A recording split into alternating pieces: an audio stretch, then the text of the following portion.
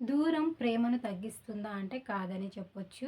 Long distance రిలేషన్‌షిప్‌ని స్ట్రాంగ్‌గా ఉంచేందుకు 5 powerful చిట్కాలు మీకోసం. ప్రేమ దగ్గరగా ఉంటేనే ఉండాలి అన్న రూల్ ఏం లేదు. మైళ్ళ దూరంలో ఉన్నా సరే ప్రేమికులను ఎవ్వరు విడదీయలేరు. కానీ లాంగ్ డిస్టెన్స్ రిలేషన్‌షిప్‌ని సక్సెస్‌ఫుల్‌గా మెయింటైన్ చేయలేక చాలామంది ఇబ్బందులు పడుతూ ఉన్నారు. వాళ్ళ కోసం ఈ వీడియో అన్నమాట. అయితే వీడియో స్టార్ట్ చేసే ముందు చిన్న రిక్వెస్ట్ అండి. ఎవరైనా సరే మొదటిసారి మన ఛానల్‌ని చూస్తున్నట్లయితే సిరి క్రేజ్‌ని సబ్స్క్రైబ్ చేసుకోండి. వీడియో నచ్చితే ఒక లైక్ ఇచ్చేయండి. మీ లైక్ ద్వారా నాకు ఇంకా ఇలాంటి ఇన్ఫర్మేటివ్ వీడియోస్ చేయడానికి నాకు కాస్త మోటివ్‌గా ఉంటుంది. ఇక వీడియో స్టార్ట్ చేసేద్దాం. ఫస్ట్ టిప్ వచ్చేసి ప్రేమలో నమ్మకం అనేది చాలా అవసరం. అయితే లాంగ్ డిస్టెన్స్ రిలేషన్‌షిప్‌లో ఇది ఇంకా కీలకమనే చెప్పొచ్చు. అయితే మీ పార్ట్నర్ ఎవరితో ఉన్నా, ఏం చేస్తున్నా, ఎక్కడికి వెళ్ళినా సరే మీరు ప్రతిసారి వాళ్ళని అనుమానించకూడదు. అలా అనుమానిస్తే మీ ప్రేమ అనేది బలహీనమైపోతూ ఉంటుంది. కాబట్టి ఏదైనా సరే స్ట్రెయిట్ ఫార్వర్డ్‌గా అంటే ఓపెన్‌గా మాట్లాడడానికి నేర్చుకోండి. నెక్స్ట్ పాయింట్ వచ్చేసి కమ్యూనికేషన్ ఉండాలి. కానీ అది బలవంతం మీద అస్సలు ఉండకూడదు.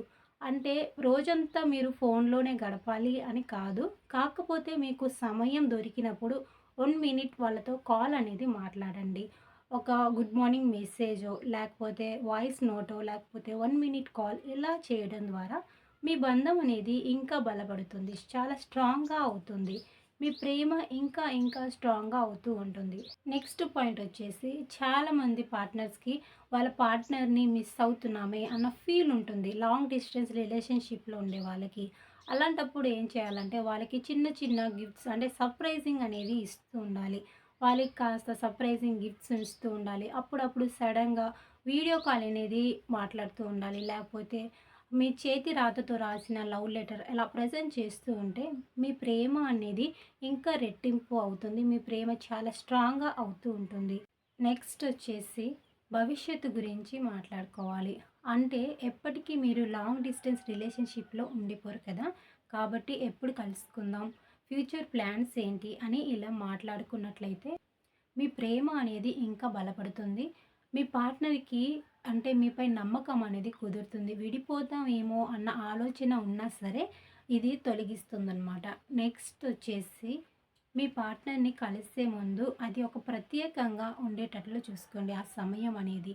అంటే మీరు కొన్ని నెలల తర్వాత మీ పార్ట్నర్‌ని కలుస్తున్నట్లయితే అది ఒక మ్యాజికల్ మూమెంట్‌లా ఉండేటట్లు చూసుకోండి.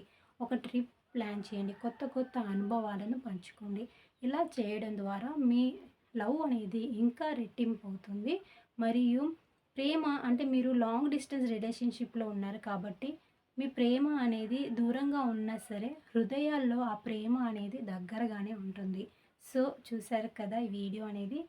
మీరు కూడా లాంగ్ డిస్టెన్స్ రిలేషన్‌షిప్‌లో ఉన్నట్లయితే మీ అనుభవాలను కామెంట్ రూపంలో తెలపండి.